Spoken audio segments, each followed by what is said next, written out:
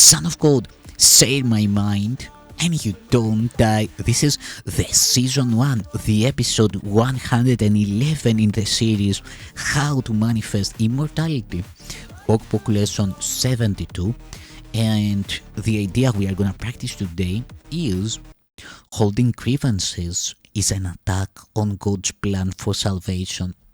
Holding grievances is an attack on God's plan for salvation. While we have recognized that the ego's plan for salvation is the opposite of God's, we have not yet emphasized that it is an active attack on his plan and a deliberate attempt to destroy it. In the attack, God is assigned the attributes which are actually associated with the ego, while the ego appears to take on the attributes of God. The ego's fundamental wish is to replace God. In fact, the ego is the physical embodiment of that wish, for it is that wish that seems to surround the mind with a body, keeping it separate and alone and unable to reach other minds except through the body that was made to imprison it. The limit on communication cannot be the best means to expand communication, yet the ego would have you believe that it is.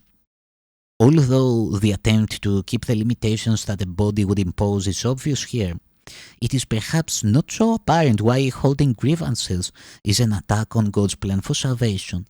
But let us consider the kinds of things you are apt to hold grievances for. Are they not always associated with something a body does? A person says something you do not like. He does something that displeases you. He betrays his hostile thoughts in his behavior.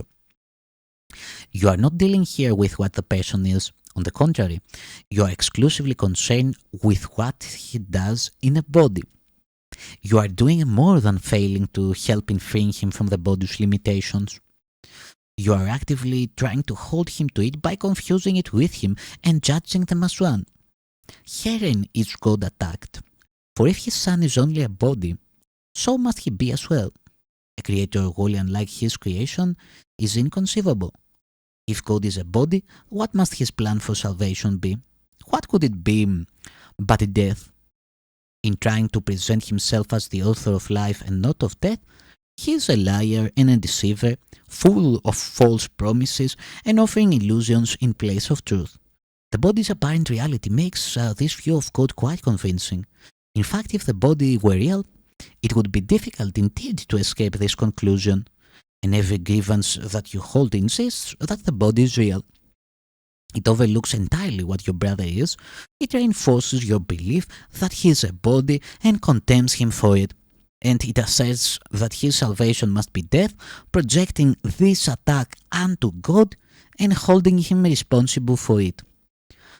To this carefully prepared arena, where angry animals seek for prey and mercy cannot enter, the ego comes to save you.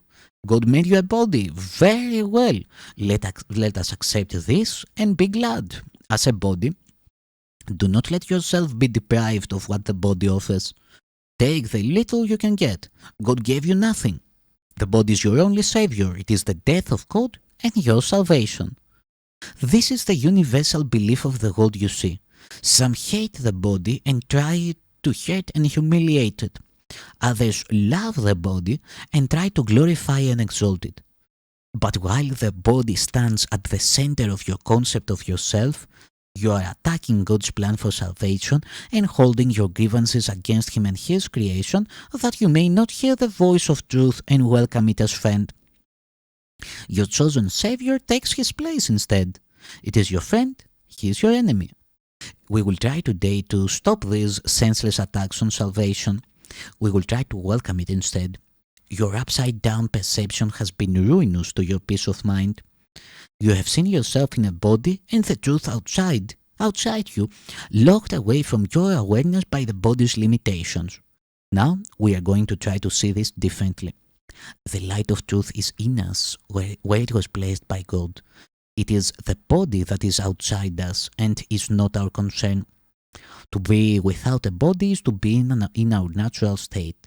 To recognize the light of truth in us is to recognize ourselves as we are. To see ourselves as separate from the body is to end the attack on God's plan for salvation and to accept it instead. And wherever His plan is accepted, it is accomplished already. Our goal in the longer practice periods today is to become aware that God's plan for salvation has already been accomplished in us. To achieve this goal, we must replace attack with acceptance. As long as we attack it, we cannot understand what God's plan for us is. We are therefore attacking what we do not recognize. Now we are going to try to lay judgment aside and ask what God's plan for us is. Ask, what is salvation, Father? I do not know.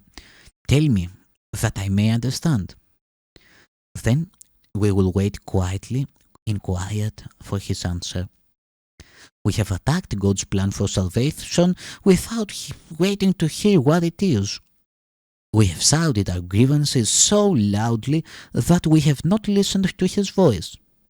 We have used our grievances to close our eyes and to stop our ears. Now, we would see and hear and learn. What is salvation, Father? Ask, and you will be answered. Seek, and you will find.